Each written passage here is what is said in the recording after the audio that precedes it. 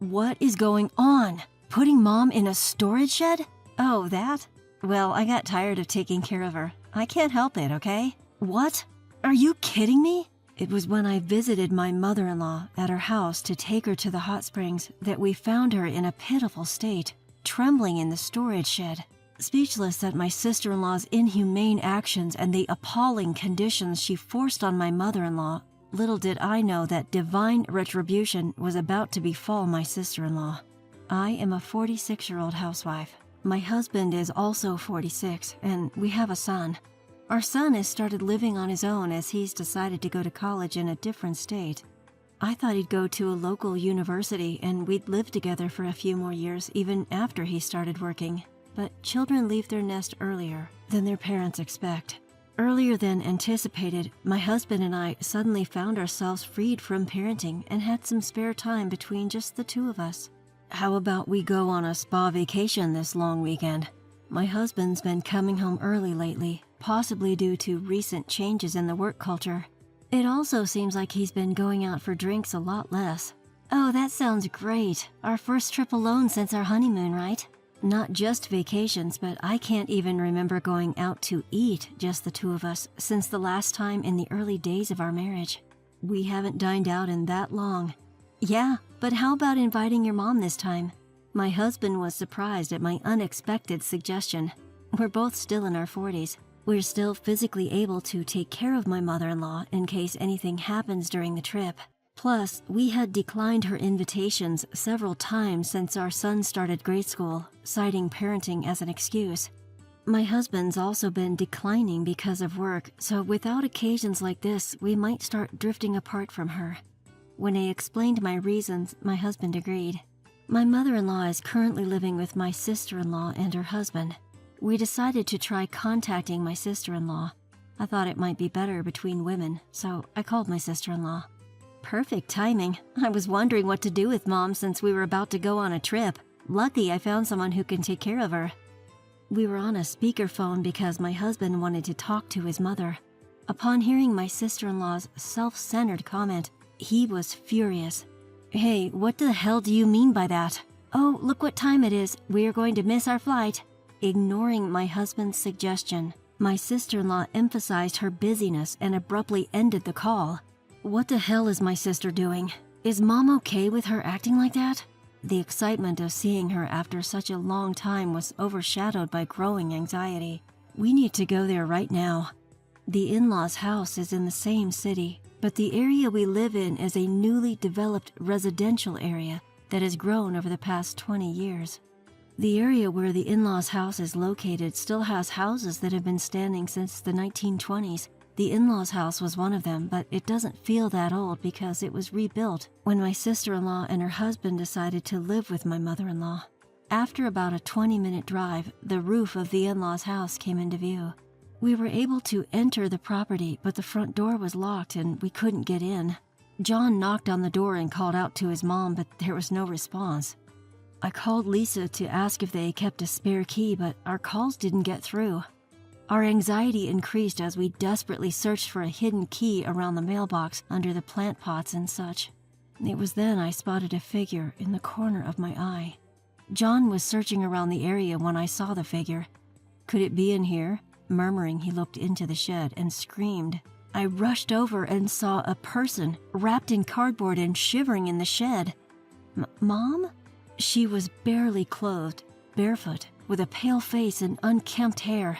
Her skin looked dry and an indescribable odor was emanating from her. How she looked didn't matter. I was concerned about her health. How long had she been abandoned like this in here? We need to warm her up. Hurry. I know. Damn it. Should we break the window to get in? Hold on. What about the backyard window? It might be open. The backyard was hidden from the street. I thought there might be a chance they had forgotten to lock it. As John moved swiftly, it turned out, just as I predicted, the window was not locked. John entered the house, unlocked the front door, and carried his mother inside. From then on, we moved around, working in sync like a well-practiced team of many years. I heated the room while John wrapped her in blankets. I changed her clothes while John prepared the bath. While I bathed her, he prepared the bed for her. and we got her all tucked into the bed. "Oh, it's so warm. It's like heaven," his mother murmured as she closed her eyes and appeared to drift off to sleep. "Your mom should have a family doctor at her age, right?" I suggested that we might call her doctor for a home visit, but we couldn't find her room. I had the odd feeling when I was trying to find her a change of clothes. We were dealing with a life-threatening situation, so I borrowed clothes from Lisa. Lisa has a room full of clothes, but there wasn't a single item that seemed to belong to my mother-in-law. We looked for her insurance card or prescription data, but couldn't find them anywhere. So we searched online for a doctor who could make home visits. As soon as we got a doctor to visit, John reported it to the police. The doctor's diagnosis was that it could have been very dangerous if we had found her any later. It was said to be the coldest day this winter, and there might even be some snow along the mountains. The doctor also found signs of malnutrition and dehydration due to extremely low food and water intake. In addition, a skin rash caused by the appalling conditions she had been left in. She even got lice in her hair, which is unbelievable in this day and age. He gave us some prescriptions and told us to get her to her family doctor as soon as possible. While we were looking for her insurance card and other necessary items, we found the contact information for the care service that had been taking care of her. It was saved in the home phone's contact list, and fortunately, it hadn't been deleted. We had to find out what had been going on since we were busy and prioritizing our own lives, so we contacted the care service, and we were told that Lisa had suddenly terminated the contract one day without any warning. They couldn't do anything after the contract was abruptly terminated. I could tell that the caregiver had been genuinely concerned about my mother-in-law. She told me that occasionally my mother-in-law had bruises, indicating the potential of ongoing domestic abuse. The caregiver told us that they had tried to subtly inquire about it with Lisa, but she had just deflected the inquiry. Years of abuse on a daily basis. Was your mother enduring it? Damn it. Sure, I was overwhelmed with my first child back then, but it was not like I was so cornered that I could pay no attention to my mother-in-law. I deeply regretted taking advantage of my mother-in-law's words. It's okay. As a mother, it's natural that your child comes first. The numerous times she invited us over, it might have been her cry for help to get away from Lisa's abuse. To my constant expression of regret, my husband said, "It's not your fault. I'm equally to blame. Actually, I'm probably more at fault." Now it's only Lisa and her husband who can reveal the truth. We can't be sure of anything unless we hear it directly from Lisa, but she's the kind of person who could do such a thing without remorse. It's clear that a dispute over what was said or not said would arise later. We decided to record all our conversations over the phone. Lisa answered the phone, but she sounded annoyed to receive a call while she was enjoying her vacation. However, when my husband raised his voice, she gave in and started to speak flatly. I listened closely to the conversation on the speaker. "My mother's forgetfulness was seriously getting on my nerves. I got so irritated and just lightly pushed the old hag, but the place she happened to be standing was the top of a staircase. She rolled down like a chunk of meat." I couldn't believe what I was hearing. Lisa was referring to her own mother as a chunk of meat, and she was speaking in a tone as if she found it amusing. Then she couldn't stand up on her own. I knew it was bad, but I was just too tired of dealing with everything, so I figured I would just put her in the shed, you know? Lisa continued on. "You know how you just put away things you don't need or can't use in the shed? It's just like that," she said, laughing clearly. She was treating her own mother like an object. She casually dismissed her own mother who gave birth to her and raised her as useless. The thought was so selfish it made me sick. "The caregiver doesn't know this, so it's all good. Just make sure you don't do anything unnecessary, okay?" I understood then that Lisa realized how bad the situation was after she pushed her mother down, and so she unilaterally terminated the caregiving services. She said things like, "As long as she has water, she'll be fine for a week," or, "If she starts wandering around, we can just tie her up." It was so horrifying and unbearable to hear. "Oh, and you guys should cooperate too. If things keep going like this, she's going to die from weakness. If she does die peacefully, I'm thinking of sharing some of the inheritance with you guys. Doesn't sound like a bad deal, does it?" Lisa sounded she believed her plan was perfect and laughed absurdly. It was far beyond the realm of common sense. It was insane. I felt as if Lisa herself was a dangerous weapon, and I couldn't stop shaking with fear. My husband managed to let Lisa explain without objecting, merely nodding along.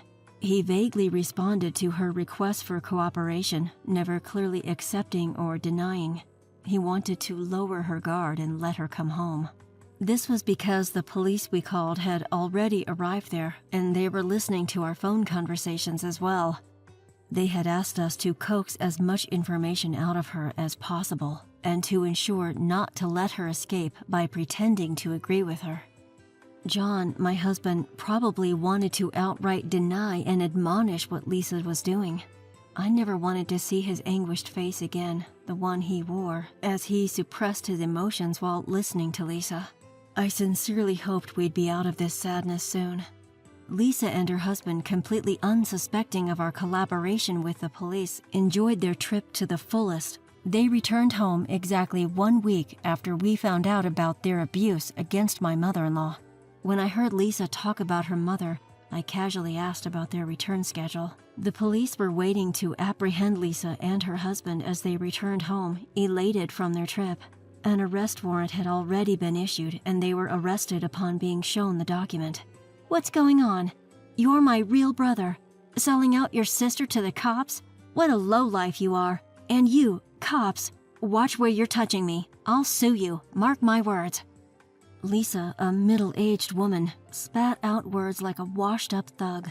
John looked at his own sister as if she were vermin. "The real lowlife here is you." "Hey, officer, that guy, my brother, he's a sly fox. Always been a liar." With a honeyed voice, Lisa tried to smear my husband's name, then audaciously started spouting nonsense. "Mom's been suffering from dementia for years. No matter how many times I explain, she insists the storage shed is her home. So isn't it better to let her do as she pleases? Even doctors say that yelling at dementia patients only makes things worse." But we already had Lisa's confession on tape. When John played back the recorded phone conversation, Lisa and her husband turned pale and sank to the ground. "From now on, you'll be behind bars. We managed to take care of necessary procedures while you were on your trip. Don't act so high and mighty, dumping the responsibility of that useless old woman on us. You have no right. You said you'd remain childless, taking up the responsibility of caring for our aging parents instead. It was you, Lisa, who asked us to give up our claim to the inheritance. This was probably a pact they had agreed on before John and I got married. You were the one who broke the pact first. If it was too much for you, you could have told me. That would have been fine with me." He spoke with a choked voice, saying he had always been ready to take care of his parents. Lisa's intention was to take care of her mother so that she could take all of the inheritance in return. However, her mother unexpectedly remained robust and lived longer than anticipated. Unable to bear this, Lisa hatched a plan to make her demise look like a natural death due to frailty. Regarding the ownership of the family home, it had remained under their mother's name since their father's passing. It was fortunate that the property was not under Lisa's name. Therefore, we decided to tear down the dilapidated family home and turn it into a vacant plot. We've decided to sell the plot later. The demolition schedule has already been set, so remove your personal belongings as soon as possible, my husband John calmly stated. "You must be joking. I'm arrested, you idiot. How am I supposed to do that?" "We've leased a storage unit for 3 years to store your belongings. Of course, it will be paid from your savings." "What? Who do you think you are, making decisions on your own? You used to be a crybaby, always calling for your big sister. Now you've grown quite a spine, huh?" Lisa raged about him making decisions with her money, but John remained unfazed. He also mentioned that if the lease could not be extended within 3 years, they were free to dispose of the contents. Lisa could only gape in response, unable to argue back. It was a clear victory for us. The police finally said, "That will be enough," and shoved Lisa and her husband into a police car to take them away. They resisted to the very end and had to be carried away like luggage. In the following days, the demolition of our parents' house proceeded smoothly. Turns out, My mother-in-law was not actually suffering from dementia at all. Some forgetfulness is due to aging, something everyone will eventually experience. It's not the kind of forgetfulness that causes inconvenience to others. I too sometimes forget what I was about to do, only to remember after a while. My mother-in-law was like that too. Thanks to her, there was absolutely no legal power for Lisa to fight against her decision to dispose of the house, as my mother-in-law was the rightful owner. Lisa and her husband didn't take their belongings out from the house, so we demolished the house with their stuff still inside. Now they are in jail. They didn't seem to know they could have kept their things if they paid for some arrangements. They could have had a court-appointed attorney and have that lawyer hire a company to move their belongings. Lisa and her husband's deeds were broadcasted on TV in a segment like True Stories That Seem Unbelievable. It was referred to as a modern-day granny dumping incident. Subsequently, Lisa and her husband were charged with elder abuse by persons responsible for protection.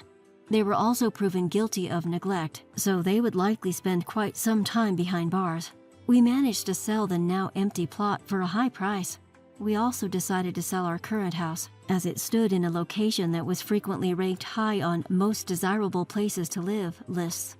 Even as a second-hand property, it fetched a decent price. We used that money to build a house for the three of us, including my mother-in-law, at a location where we'd feel comfortable when we get old. It was a one-story, elderly-friendly house. The town had regular bus service and excellent care services were available. After the change in environment, my mother-in-law has become remarkably healthier.